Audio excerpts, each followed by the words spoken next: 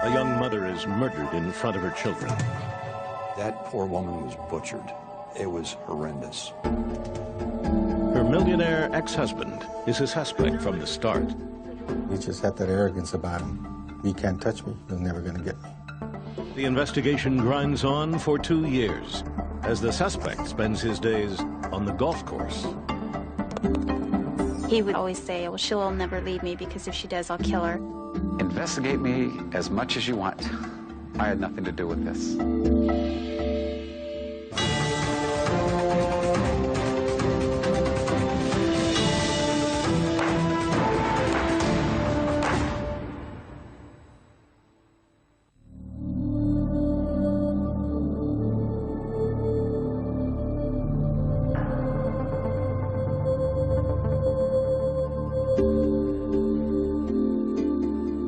This man is a confessed killer. His name is Joey Del Toro. He is 26 years old, and he will be behind bars until he dies. In the fall of 1997, Del Toro slipped into the Florida home of Sheila Bellush, a 35-year-old mother of 6. He shot her in the face, slashed her throat twice, and left her to die. I hadn't realized what I had done. I knew I had done something wrong, but I hadn't realized what I had done. I just felt numb, like I couldn't feel anything. I asked God, I go, God, why did you not let me die before I had done something like this? There's not a day that goes by that I don't regret everything that I did. On one level, Joey Del Toro is the central character in the story of Sheila Bellush's murder, the man responsible for so savagely ending her life. Yet at the same time, he is just a bit player, one link in a complicated plot that took 3 long years to untangle and started with the question, why would a 21-year-old from Texas travel over 1,000 miles to murder a Florida housewife? We're gonna get pictures. In the fall of 1997, Sheila Bellush and her family were starting a new life. To all appearances, they were a typical, if chaotic, household. Sheila and her husband, Jamie, had their hands full with 23-month-old quadruplets, along with Sheila's 2 daughters by her previous husband. But their circumstances were anything but ordinary. For nearly a decade, Sheila had been fighting a fierce custody battle with her ex-husband, San Antonio millionaire Alan Blackthorne. In September, the Bellushes had fled to this quiet subdivision in Sarasota, Florida, in the hopes of severing all ties to him. When we moved to Florida, I knew that we were definitely being very cautious. We tried to keep it between family and friends about where we were going. By November, Sheila and her family had settled into a comfortable routine. On the afternoon of Friday the 7th, 13-year-old Stevie Bellush was rushing home to tell her mother about a blossoming junior high crush. I had like this extra jump in my step, and I was just going to tell her about everything that happened at school that day. When Stevie walked in the house, she thought it was unusual that the quadruplets were sitting in the hallway crying. So I called my mom's name. She didn't answer. Stevie headed toward the laundry room, but stopped when she reached the kitchen. I saw like the trail of blood and the clothes everywhere and just the complete disarray of the kitchen. Her mother lay motionless on the floor, surrounded by a drying pool of blood. I bent down and actually like looked at her, and I touched her face. I kind of wanted to pick her up and hold her. I was like, no, I can't hold her. I can't touch anything. The distraught teenager called 911. My mom. Your mom what? My mom is dead. Okay, what makes you think that? There's blood all over the place and she has a cut on her neck. Then you can your phone. The 911 operator dispatched police and tried to calm Stevie. Okay, Stevie, we have help on the way, okay?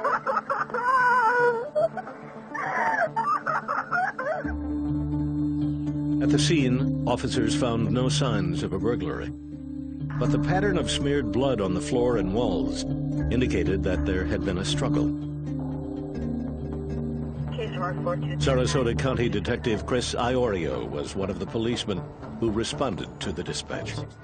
We had blood everywhere. It was pretty obvious to us that there was a conflict that started somewhere in the laundry room area and progressed out into the kitchen. The four toddlers had apparently witnessed their mother's murder and been home alone with her body for more than 6 hours. When the deputies first got there, they thought maybe the kids were injured because they did have blood on them. It was later determined that they were just walking around in their mother's blood. Jamie Bellush telephoned Sheila's sister in Salem, Oregon, with the news. He told me that my sister had been killed, and I told him that he was a liar. And then he just sat there and didn't say anything. And then it sunk in. At the crime scene, Stevie Bellush told detectives who she believed killed her mother. She said, "My dad did this, Alan Blackthorne." We had no reason to believe he was in the area, but we kept that in the back of our mind. Police continued to gather evidence. The killer had left behind a bloody fingerprint on the clothes dryer and a bullet shell casing from a .45 caliber automatic pistol. But the most valuable information was given to detectives by a vigilant neighbor. Earlier that day, the neighbor had seen a suspicious man leaving a sports car parked around the corner from the Bellush home. He had a license plate of a car that he had seen in the area. He did write it down, which was a huge break for us. Within 2 days, detectives had traced the license plate and fingerprints to a 21-year-old from southern Texas named Joey Del Toro. Sarasota authorities immediately contacted the Texas Rangers to assist with the investigation. Sergeant Gerardo de los Santos was assigned to the case. Initially, when they said that the suspect was from the Texas area, the first thought that came to mind, maybe it could be the ex-husband. But there was no firm connection between Del Toro and Alan Blackthorne. Nor was there anything in Del Toro's background to indicate that he'd commit such a crime. His only significant prior conviction was for shoplifting. He was not a big-time criminal.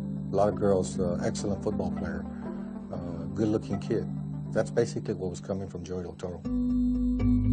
It didn't take long for detectives to track down Del Toro's car, which was parked at his girlfriend's house in Austin. Inside the car, they discovered a wealth of evidence. The address and directions to the Bellush home, the camouflage clothing Del Toro had been seen wearing, and a .45 caliber handgun. We found his clothing with blood on it. We found some of Sheila's blood on the upholstery in the car. Just about everything you'd want to find we found, which was nice. It was unreal. He was just leaving evidence everywhere. Yet the suspect himself was nowhere to be found. Detectives interviewed dozens of Del Toro's friends and family members, including his cousin, a 27-year-old golf caddy named Sammy Gonzalez. Gonzalez admitted that he had driven Del Toro to a San Antonio bus terminal and said that his cousin was headed for the Mexican border town of Laredo.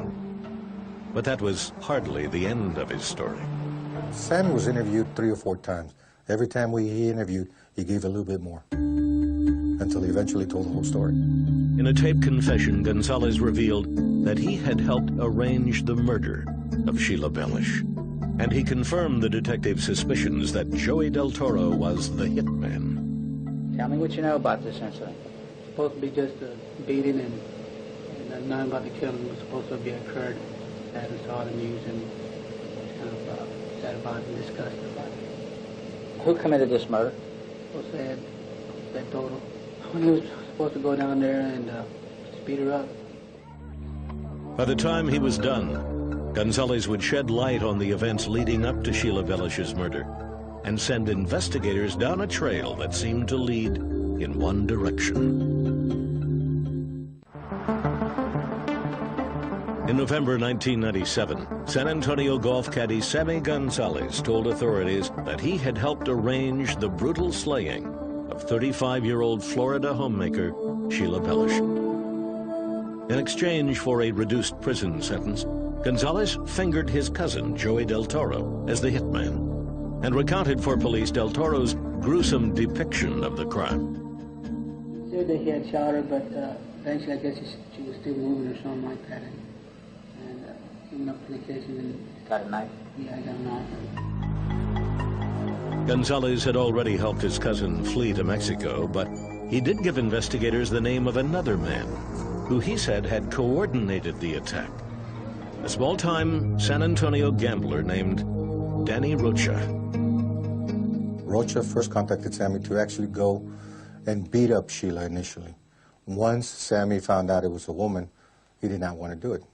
But he came up with the idea, well, maybe my cousin Joey would do it.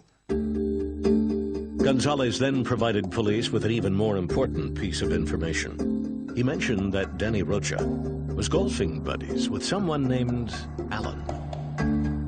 Investigators were convinced that Alan had to be Alan Blackthorne, Sheila Bellush's ex-husband. His daughters confirmed that he and Danny Rocha were friends.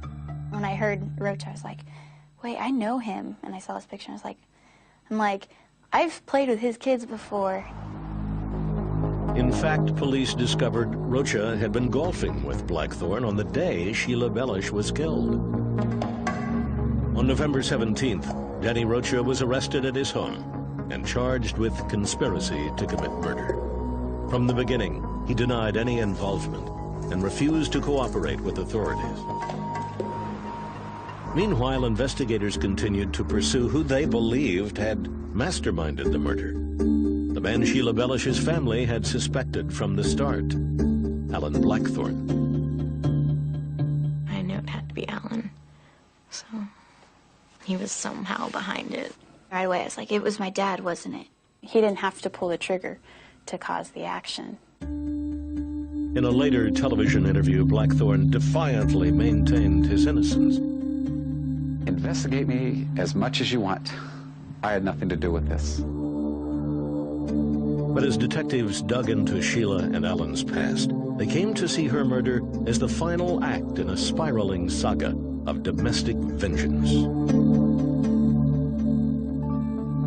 Sheila Walsh met Alan Blackthorne in Salem, Oregon, when she was 19. He was 27 and already going through his second divorce. Crime author Ann Rule spent a year and a half researching Sheila's life for a book she wrote on the case.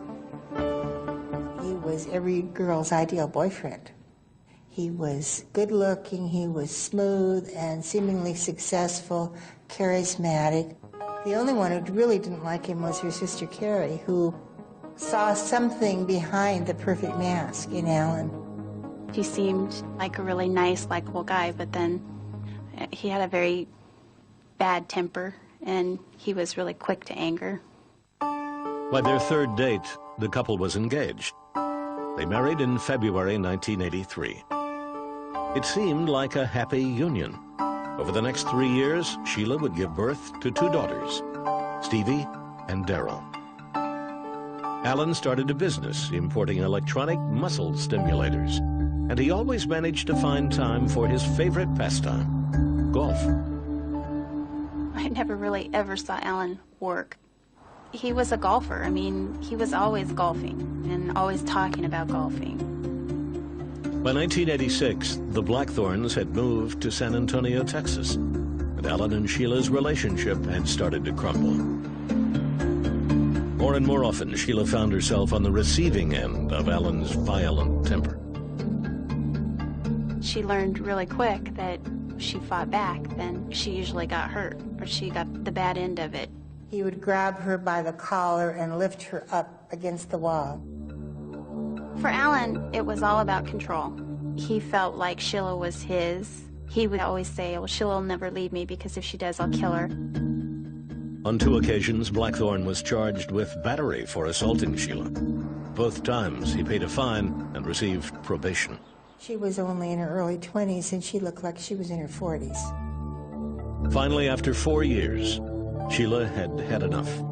She filed for divorce in October 1987, and her petition was granted a year later. When she did finally leave him, she said to me, it was either stay in the marriage and have him kill me that way, or leave and have a fighting chance. But the end of the marriage was only the beginning of the war. Over the next few years, Blackthorne would file multiple petitions, claiming his child support payments were too high, even as his business boomed, eventually making him a millionaire. He carried thousands of dollars in his wallet at a time, and he just liked the power of showing people, look how much money I have. In 1993, Blackthorne got married for a fourth time. He and his wife Maureen had 2 sons and moved into a lavish mansion in suburban San Antonio. Sheila, meanwhile, had met and married a 31-year-old pharmaceutical salesman named Jamie Bellush. In 1995, she became a local celebrity when, through in vitro fertilization, she gave birth to quadruplets. But while her life seemed to be looking up, the courtroom combat continued. I think that Sheila thought that when she married Jamie, finally she would have somebody that would kind of help her fight the battle, but it didn't get any better. Then, in the summer of 1997, Sheila went on the offensive. She filed charges against Alan, claiming that years before, he had sexually abused their daughter Stevie, now 13 years old. But the case never went to court. Sheila dropped the charges when Alan unexpectedly agreed to give up all parental rights to Stevie and Daryl. I think she felt more threatened after he relinquished his parental rights because she knew she had won the ultimate battle as far as he was concerned. Having lost the custody fight, Alan now tried a different tactic. He convinced 12-year-old Daryl to press charges after an argument with her mother left her with a bruised leg. I talked to my dad, and he's like, well, you know what, that's beating and that's child abuse, and he's like, you should call the police. Sheila was arrested and had to be bailed out of jail. Daryl now says her father manipulated her into accusing her mother.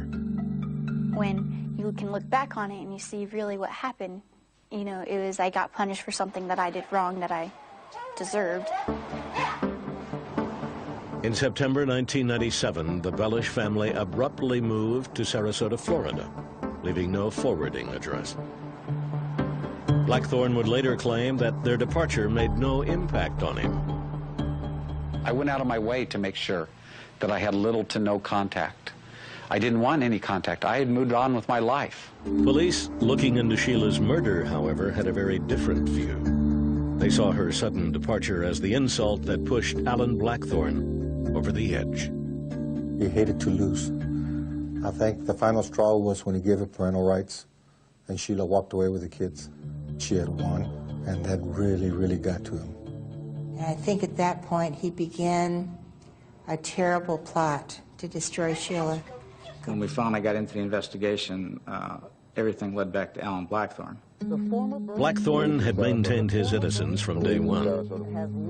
In a later interview with a Tampa TV station, he said he first learned of his ex-wife's murder from the evening news and was shocked to hear he was a suspect.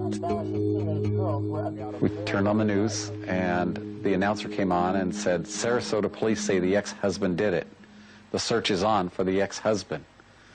At that point, I mean, not only are you just kind of dumbfounded, but Maureen said, you know what, we better get a lawyer. Alan was obviously upset about it and obviously nervous about it, but knew that he had nothing to do with it and didn't feel that ultimately anything bad would happen to him as a result of it. While Blackthorne kept up his 5-day-a-week golfing schedule, police intensified their efforts to link him to the murder. The challenge was now to find evidence to connect it to, whether that be bank records, through phone toll records, interviewing other people, witnesses that might have been told about this plan. Investigators quickly discovered that just after Sheila's family had moved to Sarasota, leaving no forwarding address, Blackthorne methodically began tracking her down. Phone records showed that he made repeated calls to the San Antonio bail bond company that had issued Sheila's bond after her child abuse arrest that summer. He was trying to ascertain Sheila's address by pretending to be somebody else. Blackthorne was not aware that the conversations were being recorded. Yes, ma'am. Do you folks have a bond on a Sheila Bellush for $5,000? Well, I can't release that information. I don't know who you are. Okay, what I'm trying to figure out is that, well, I'm somebody that they owe money to and they skipped out of state on me. Phone records indicated that Blackthorne had hired a private investigator in Florida to locate his ex-wife. They also showed that 2 weeks before Sheila Bellush's murder, he had gotten a call from their 12-year-old daughter, Daryl. He's like, oh, well, where do you live? And I'm like, well, I can't tell you that. He's like, why not? I'm like, because my mom doesn't want me to tell you. According to Daryl, her father said he wanted to come visit them over the holidays. That was enough to persuade her to reveal the family's whereabouts. I told him where we lived. And he's like, okay, well, I can't wait till Christmas to come see you, and then never heard from him again. Even with the evidence they'd found against Blackthorne, prosecutors faced an uphill battle without the corroborating testimony of Danny Rocha. Rocha was a gambler by nature and by trade. With no steady job, he supported his family by taking illegal bets on sporting events. Danny always made it seem as if he was involved in something suspicious, you know? He always had that kind of demeanor. Rocha had met Alan Blackthorne in 1996 when the millionaire businessman was looking for a high-stakes golf game. Alan made no bones about the fact that he was a golf gambler, and Rocha made no bones about the fact that he was a golf hustler. And he laughed, as a matter of fact, about how much money he used to take from Alan. To authorities, Rocha was the key witness, the only person who could directly link Blackthorne to Sheila's murder. I don't have a copy. But Rocha wasn't playing ball. He wouldn't tell investigators anything unless prosecutors agreed to a severely reduced sentence. He wanted what we call a sweetheart deal. He believed that because he was the direct connection to Alan, he could plea bargain for a very, very low number of years to serve. But as time passed, Rocha grew increasingly bitter that he was in jail, but Alan Blackthorne was still free, as he made clear in this interview with a Tampa TV station. Here, I'm trying to do the right thing, and I'm trying to make a deal, and you know, he's back here in San Antonio, you know, playing golf 5 days a week. Prosecutors did have one powerful weapon against Rocha, his buddy Sammy Gonzalez's confession. They charged Rocha with conspiring to commit murder, even as his plea negotiations continued. On January 12, 1999, Rocha's trial began in Sarasota. 2 days later, he folded his hand. In a last-ditch attempt to avoid life behind bars, he told investigators he would talk. There's a saying in Spanish that is las últimas patadas de un ahogado, which literally translates to the last kicks of a drowning victim. In January 1999, 2 days into his trial for plotting to kill Sheila Bellush, San Antonio bookie Danny Rocha struck a deal with prosecutors. In exchange for a reduced sentence, he would testify that he had been hired by the victim's ex-husband, Alan Blackthorne. At the Sarasota County Jail on January 14th, Rocha sat down with authorities and gave his version of the murder conspiracy. It all started, he said, in July 1997, when Blackthorne took him on a golfing trip to Oregon. It was there, Rocha claimed, that the millionaire first approached him about hiring someone to beat up his ex-wife. According to Rocha, Blackthorne's aim soon escalated from injuring her to killing her. Danny would tell us through his conversation with Alan that, you know, if they beat her up, she could die, Alan.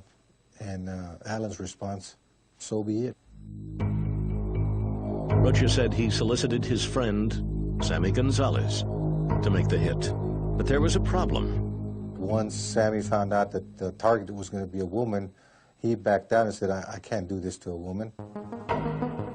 Joey Del Toro, Gonzalez's cousin, was instead enlisted to carry out the hit. Rocha said that 3 days before the murder, he met with Gonzalez and Del Toro at the Pan American Golf Club in San Antonio to seal the deal. Rocha told Del Toro he would get $4,000 if he mutilated Sheila Bellush and $10,000 more if he killed her. Del Toro accepted and drove to Florida on his own. And there goes Joey. Does his deed and comes all the way back. And then the whole house starts falling in.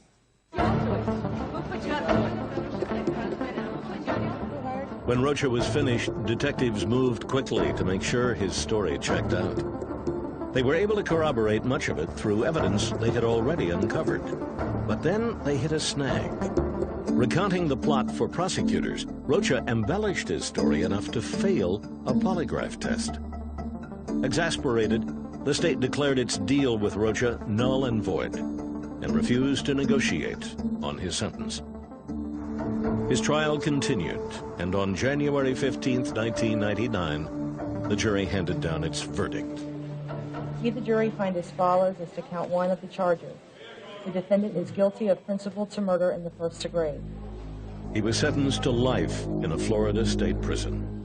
He could have had the same deal Sammy had if he would have cooperated early on, but like he said himself, he's a gambler. He rolled the dice and lost. Alan Blackthorne, however, appeared to have won. Without the testimony of Danny Rocha, Florida prosecutors were forced to shelve their case against him due to a lack of evidence.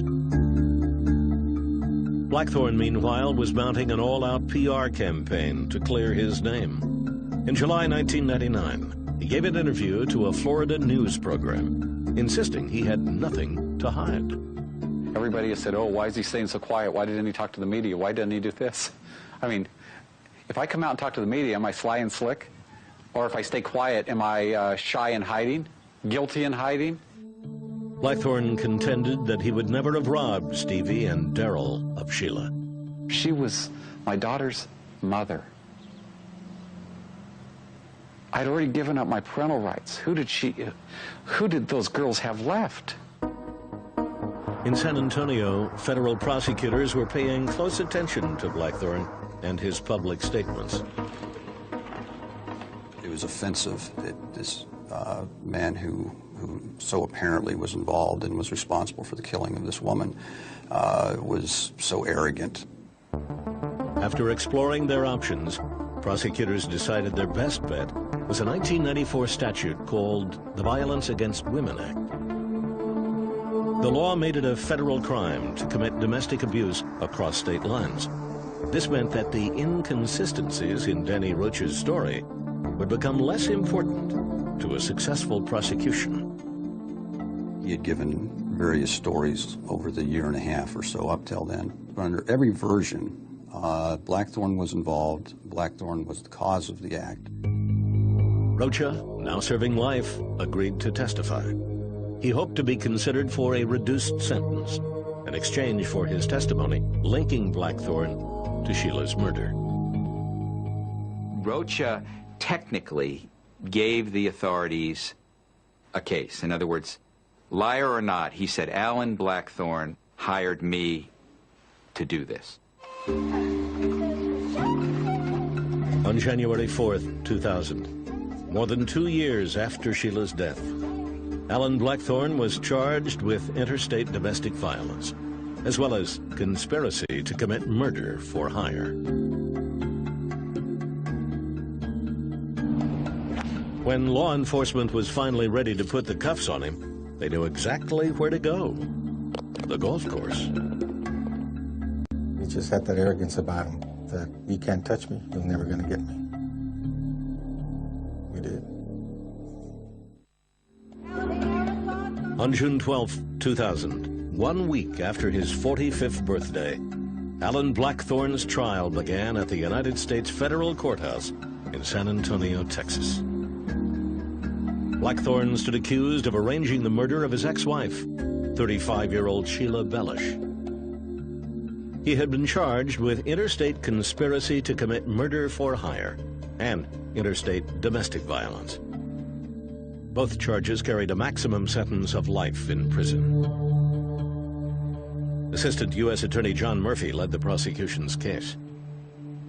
That poor woman was butchered, and 4 23-month-old babies wandered around their dead mother for probably 6 hours.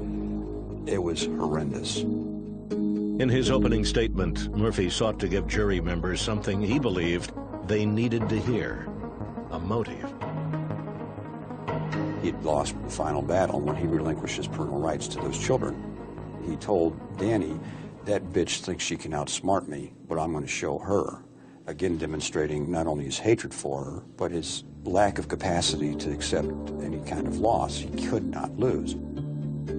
The prosecution began by playing a tape of the 911 call made by the victim's teenage daughter, Stevie Bellush, when she discovered her mother's body.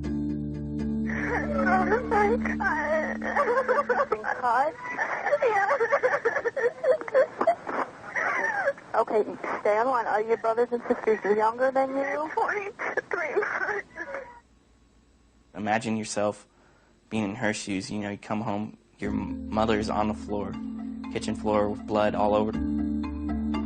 Soon after, the state called to the stand its problematic star witness, Danny Rocha, who was serving a life sentence for his part in the murder conspiracy. For hours, Rocha told the jurors of the plot outlined during his golf trip with Blackthorn in July 1997. He detailed how Blackthorn initially solicited him to mutilate Bellush, not kill her. He didn't want it just to be a beating. He wanted her to be tortured. He wanted her back broken. He wanted her tongue cut out. Rocha then explained how the plot came to involve two others, Sammy Gonzalez and Joey Del Toro, and how the $4,000 beating grew into the $14,000 murder. Alan said, "The best way to do it is if the body is never found. Tell them to bury her in the woods, dump her in the ocean, or feed her to the alligators. That only means one thing: kill her." Rocha's testimony was powerful, but it was also riddled with inconsistencies. Rocha had lied over and over again. How can anybody rely upon this witness to send this man to prison for the rest of his life? A lot of us jurors were going like, they better come with something else besides just this one guy. The defense used their cross-examination to introduce the crux of their argument, that Alan Blackthorn knew nothing about the murder plot, and that it was Danny Rocha who had arranged the whole thing. Rocha, they claimed, was motivated by a desire to strengthen his lucrative friendship with Blackthorn, and by Blackthorn's stories that his ex-wife had abused their children. Alan would complain that the children were being beaten and he felt terrible about it. And probably Rocha was thinking, if I can stop the beatings, Alan will love me. He was a schemer. And he had this idea that Alan Blackthorn was a very, very wealthy businessman and that Alan could be his ticket to financial success. Prosecutors responded by presenting evidence that after Sheila Bellush moved to Florida, Blackthorn had obsessively hunted her down. They introduced phone records that showed dozens of calls from Blackthorn to a Florida private eye. They also played the recorded telephone inquiries Blackthorn made to a bail bonds company during his search for Sheila. We had Alan's voice in this long telephone conversation telling all these outrageous lies. I'm just trying to figure out where out of state that they run. I don't know. Really discuss anyone that would hurt a child. This is true. The defense countered that Blackthorn's lies to the bond agency were justified by his concern for his two daughters.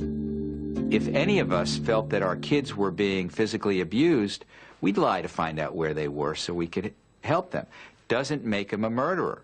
But prosecutors pointed out that once Blackthorn learned where his ex-wife lived, he never spoke to his kids again, even after her murder.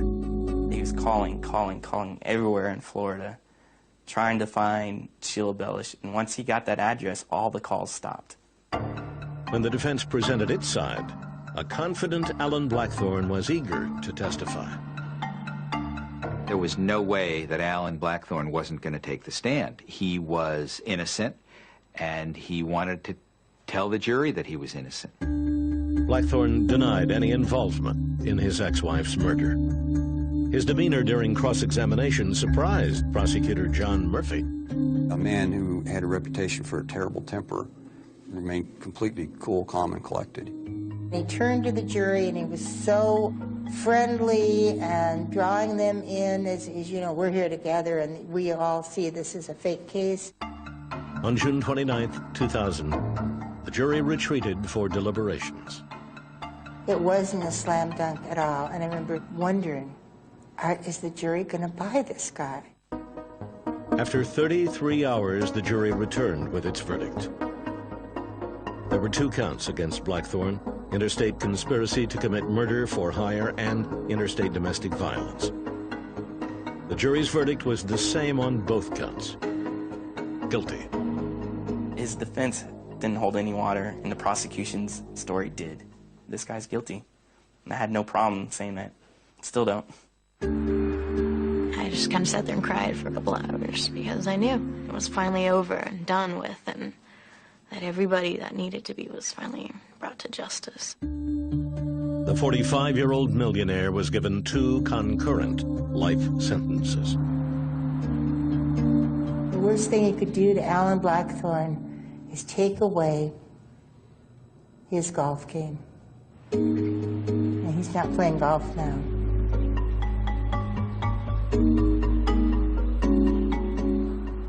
On the same day as Blackthorne's verdict, any lingering doubts about his involvement in the crime seemed to be erased over 1,000 miles away. You understand that the charge of murder in the first degree... That afternoon in Sarasota, Florida, Joey Del Toro pleaded guilty to the murder of Sheila Bellush. It had taken more than a year to extradite him from Mexico. Now Sarasota detectives were finally able to hear Del Toro's version of the story. In a videotaped confession, the 24-year-old outlined the murder plot and confirmed Blackthorne's involvement once and for all. Not that the job was for them, but he said it was for somebody else. And I go, okay, so I asked him, well, for who? And he says, well, I'm not supposed to tell you, but it's for a guy named Alan Blackthorne. The words that I received were that it would be better if she was dead. I knew that he was the one behind the whole thing because his name was mentioned by Sammy, his name was mentioned by Danny, and I just knew it. Del Toro told authorities he was led to believe that Sheila was abusing her children. They just made it seem as if she was the horrible person, and they made Alan Blackthorne seem like the innocent. The day of the murder, Del Toro said, he snuck into Sheila's house and watched her to see if what he'd been told was true. But what he saw was, quote, a loving, caring mother. I was about to leave when she noticed that the door was open. And I couldn't run, I couldn't do anything. And so, well. Joey Del Toro was sentenced to life in prison without parole. In the wake of Sheila's murder, her second husband, Jamie Bellush, and their quadruplets returned to his home state of New Jersey. Her teenage daughters, Daryl and Stevie, moved to Salem, Oregon to live with their aunt, Carrie Blador. How do kids ever get over losing both their mother and their father? Because truly they did lose their father. I have nothing to do with him, and I kind of wish he'd just die, because I don't think he deserves to live anymore. Sheila's oldest daughter, Stevie, plans someday to visit her father in prison. I'm definitely not as bitter as I once was. It would be nice to be sitting on the opposite side of the glass. I think that would definitely be some humiliation for him. I'm constantly, even now, thinking about, why? I don't really understand. After his sentencing, Alan Blackthorne was sent to the Beaumont Federal Penitentiary in Texas. Blackthorne will never be eligible for parole. We meet the bully of Toulon in tomorrow's all-new Crime and Punishment at the same time. But next, cops in Tucson get a surprise tip-off that leads to a manhunt, and time, as ever, is not on their side.